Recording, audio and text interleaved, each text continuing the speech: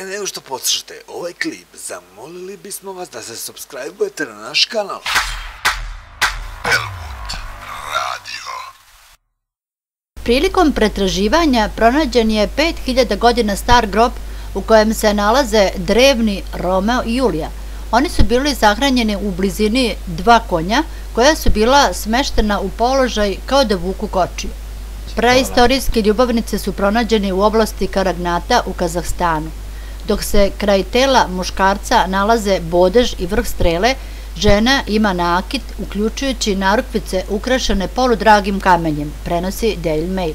Što se tiče konja, veruje se da su i oni bili žrtvovani nakon smrti vlasnika za koga se smatra da je bio jedan od elitnih vozača kočija iz bronzanog doba.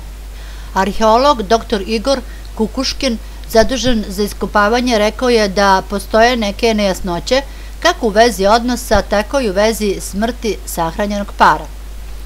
Takva zajednička sahranjivanja nisu bila retkost na našem području, ali pravo pitanje je kako se druga osoba pridružila.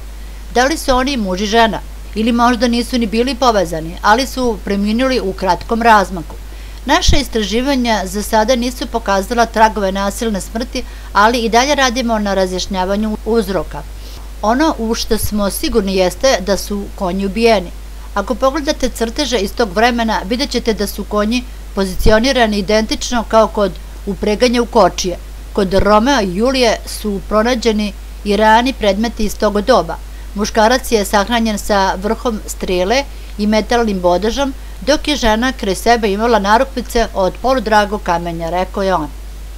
Naveo je i da je prava retkost, pa i sama sreća, da istraživači pronađu ovakav grob star 5000 godina, nepoharan i u odličnom stanju. Zamolili bismo vas da se subscribe-ujete na naš kanal.